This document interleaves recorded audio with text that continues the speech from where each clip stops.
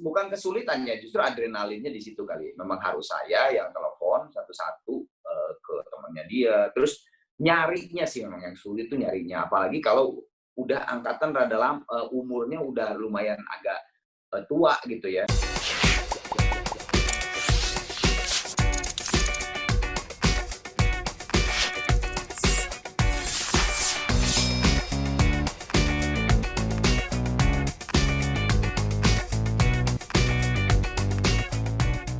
Ya itu berkah dari pandemi ya. Saya kira tuh orang kan kadang-kadang melihat tuh negatifnya gitu. Tapi Allah tuh kan justru memberikan sesuatu kepada manusia itu pasti ada apanya gitu di belakangnya gitu kan. Nah ini salah satunya dari yang saya dapatkan ini gitu. Jadi pada saat pandemi, jadi kan saya tuh sebetulnya YouTube saya itu sebenarnya kencang tuh waktu bikin YouTube channel kencang tuh. Saya langsung berapa lama aja udah langsung dapat silver play button itu ya 100.000 subscriber. Terus saya kencang sampai 200. Nah, pada saat kencang 200.000 itu tiba-tiba pandemi gitu kan, jebret, wah udah berhenti tuh gitu. Udah shock gitu, nah, ngapain ya gitu. Nah justru pada saat pandemi gitu saya mikir gitu, aduh gue pengen punya sebuah konten yang nggak capek. Kadang-kadang kalau nge-vlog gitu kan capek ya, harus keluar ngebahas apa gitu kan. Terus dan saya bukan orang yang gitu orang yang emang kayak Raffi, kayak Baim, atau kayak Ari Lasso gitu, yang Ari Lasso tuh bisa 180 derajat berubah gitu, merubah yang tadinya penyanyi gitu tapi dia bisa jadi YouTuber yang ngeprank gue. Nah, gue nggak bisa gitu. Maksudnya saya bukannya seperti itu. Terus saya mikir apa ya, pengen podcast, kayaknya podcast menarik deh. Gue seneng ngobrol gitu. Tapi kalau podcast biasa-biasa aja yang ngobrol gitu, terus waduh, Deddy Corbuzier udah gila banget, Gofar udah keren, Soleh Solihun udah keren, Semprot udah oke gitu. Terus apa ya gitu ya. Nah, nggak tahu tiba-tiba lah mungkin dikasih gitu ide sama Allah Subhanahu wa taala, murang kali gitu. Karena sebetulnya dari kata murang kali itu bahasa Sunda artinya anak kecil atau masa kecil. Keren aja gitu. Masih juga ya kalau ada konten gue namanya murang kali, pasti clickbait banget gitu. Orang nanya apaan sih murang kali gitu kan. Kalau orang Sunda udah pasti tahu, tapi kan orang Sunda sekarang juga kayaknya jarang banget yang tahu karena itu memang bahasa halus, bukan bahasa kasar atau bahasa pergaulan gitu. Kan namun bahasa pergaulannya mah budak letik gitu kan, anak kecil tuh kan. Tapi kalau murang kali itu jarang banget paling ngomonginnya sama orang tua gitu kan. Ya Arman mah murang kalinya pasti gitu, itu juga jarang banget gitu lah. Nah dari situ gitu, oh iya oke. Gue ngebahas bintang tamu masalah murang kalinya, tapi bukan yang nanya misalnya Ariel, Ril, gimana lu waktu kecil lu, SD lu gimana? Kalau itu kan udah sama biasa juga kayak podcast yang lain juga gitu maksudnya tuh. Ya pasti dari angle-nya si Ariel, dari angle-nya Rosa, dari angle-nya Judika, dia ngomong, oh iya gue waktu kecil SD tuh begini-begini. Angle dia, dan mungkin kekonyolan-kekonyolannya juga nggak akan keluar juga gitu kan. Pasti yang bagus-bagus aja. Kalau ada yang nakal, juga nakal yang masih ya gitu aja gitu. Dia bilang, oh oke, gue balikin aja deh, di reverse aja bahwa saya ngeriset orang itu, datang ke podcast saya dengan pikiran kosong, tiba-tiba gue udah dapetin sebuah cerita yang waktu kecil dia alamin, yang dilihat sama kakaknya, ibunya, bapaknya, adiknya, sahabat-sahabat di waktu SD, SMP, SMA gitu. Ya gitu, yang akhirnya ya kemarin 10 episode kaget semua sih gitu. Ya kaget gitu ya, yang yang jadi Kak lucu, kok ada cerita itu di situ? Kok bisa sampai di tangan Kang Arman? Yang Ariel juga sampai, ya Ariel kan gue lihat Ariel di seluruh YouTube kayaknya belum pernah diketawa kayak gitu ya, sampai usap-usap kepala dia kan jaim banget kan, dia paling jagainnya itu banget. Nah, ya karena mungkin kaget gitu apa ini surprise-nya apa ada elemen surprise yang wah lo kok itu tahu masalah itu tahu gitu. Kayaknya cuma gue doang deh sama siapa gitu kan gitu. Elemen-elemen itu sih ya kemarin Luna lah. Terus nanti lihat aja dan ada 2 orang yang nangis malah cowok lagi. Dan yang nangis itu bukan cowok yang suka nangis, maksudnya oh gue sering kok lihat dia nangis gitu kayak enggak, ini benar-benar apalagi satu orang ya gue nggak akan nyebut dulu antara supaya surprise aja. Satu orang itu apalagi bukan tegar ya maksudnya tuh wah nggak mungkin ya kalau dia nangis. Gue aja kaget yang wawancara orang nangis. Jadi ternyata ada ya ada pada saat saya Facebook sebuah cerita yang memang diceritakan oleh keluarganya, ya dia langsung flashback ke keluarganya dulu, zaman dulu dan dia nangis gitu tiba-tiba. Yang satu itu, yang satu ada satu cerita yang dia celetukin, saya celetukin, ternyata dia flashback ke zaman SMA-nya.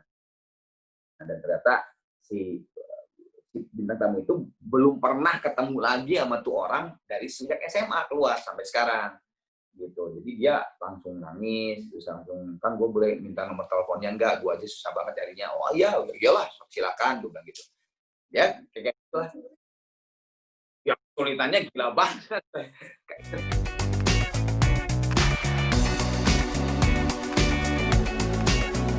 Ya kesulitannya harus saya semua kan, nggak bisa tim. Karena sekarang siapa yang akan percaya ya memberikan sebuah cerita yang paling intim gitu ya dengan si bintang tamu kalau misalnya gue gue gue majuin asisten gue misalnya atau road manager gue atau timnya murang kali gitu ya, dengan nama misalnya Ari gitu, halo saya Ari dari Arman Maulana boleh cerita apa siapa lo ibunya itu diwawancara siapa yang mau gitu ya memang harus saya ya bukan kesulitannya, justru adrenalinnya di situ kali. Memang harus saya yang telepon satu-satu ke temannya dia. Terus nyarinya sih memang yang sulit tuh nyarinya. Apalagi kalau udah angkatan umurnya udah lumayan agak tua gitu ya. Nah itu kan nyarinya itu agak sulit. Satu, teman, terutama teman. Kalau keluarga mah gampang ya. Udah dapat kakaknya, walaupun ibu bapaknya udah meninggal kan. Misalnya ibu bapaknya udah meninggal, ada kakak, adik, udah gampang.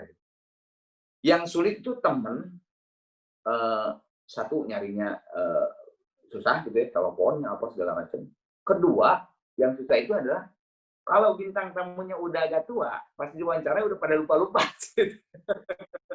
Mau temennya, mau kakaknya, "Aduh apa ya yang rada konyol, apa ya?" Wah itu, kayak dia ya saya ingat dia sih orangnya pinter, ya nggak rame gitu kalau pinter ngapain, "Lu orangnya pinter." "Ya iya emang kenapa ya?" Gitu kan. Justru kan ya cerita-cerita yang kalian udah lihat, yang Ariel, yang Rosa, yang Judika itu yang emang emang jadi menarik. Nah itu aja sih ngegali itunya yang emang sulit banget, nggak gampang dan bukan podcast murang kali bukan yang bisa saya telepon Luna Maya gitu, "Lun bantuin gua dong, kapan lu ada jadwal? Bisa Kang besok? Ayo." Nah yang gitu kan. Gua harus riset dulu gitu, harus ada dulu paling tidak 10 cerita lah gitu. Baru saya telepon Luna gitu kan. Nah si pengumpulan ceritanya itu tuh kadang-kadang ada yang gua telepon sekarang gitu, baru bales seminggu kemudian, tapi ceritanya belum datang, ceritanya baru seminggu lagi kemudian gitu. Nah itu, ada satu bintang tamu yang ternyata dia itu memang tidak banyak punya teman dekat. Jadi teman dekatnya cuma 2 orang gitu. Dan itu pun akhirnya walhasil sebulan setengah gue ngejarnya, baru dapat, baru bisa gue telepon si bintang tamu itu, "Lu dateng dong ke podcast gua," gitu. Jadi, ya itu sih, apa namanya, bukan kesulitan ya, tantangannya dari itu. Iya, betul. Tapi kadang-kadang ya itu, sebulan setengah itu saya nungguin, ya gimana saya juga kan nggak bisa maksa juga gitu ya. Saya juga tahu, apalagi yang tadi kalau umurnya memang sudah lumayan dewasa gitu ya. Beda kalau misalnya saya ngewawancara, oke bintang tamu umumnya Rizky Febian, nah itu mah mungkin kan masih muda juga ya. Paling SMA-nya si Iki sama SMP baru berapa tahun yang lalu sih gitu ya. Jadi mungkin si temennya juga belum lah nikah mah gitu, paling juga dia juga baru kerja. Nah biasanya kalau yang belum nikah gitu kan banyak tuh waktunya gitu. Tapi kalau udah nikah, udah punya anak, nah gue juga nggak bisa nge-push kan gitu untuk apa dong ceritanya apa.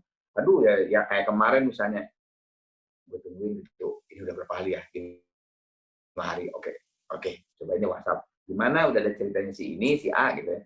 Aduh Kang, maaf Pak. Iya, udah ada, tapi nanti ya aku ini, soalnya aku ini lagi hamil 8 bulan, lagi ribet-ribet. Aduh, aduh sorry, maaf, gue bilang hamil, iya, gue ngerti banget hamil 8 bulan, kebayang banget tuh lagi pusing-pusingnya gitu. Gue bilang, sorry, nah kayak gitu kan emang ya udah, mundur lagi gitu kan, jadi ya gitu.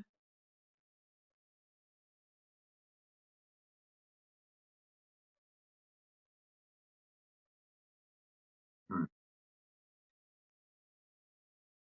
Oh kalau Kalau tentu sih yang pertama karena ini podcast pertama saya gitu, maksudnya, sebuah konten yang baru gitu ya, pasti orang-orang dekat dulu, orang yang kenal dekat dulu, makanya Ariel Judika, Ari Lasso, Rosa, Melly, yang udah tuh kan gitu ya, terus Luna Maya gitu, terus Gilang, Dirga, siapa lagi, ya pokoknya yang deket-deket dulu lah gitu, yang memang kenal, kalau di telepon tuh, "Woi!" gitu, udah gitu gitu. Tapi kalau misalnya dengan angkatan saya sih pengennya dengan angkatan sekarang udah pastilah gitu ya, udah nyari juga. Tapi kan kalau itu kan memang perlu perlu perlu waktu ya gitu ya. Ya itu dulu sih, yang deket-deket itu aja dulu sih sebetulnya sih.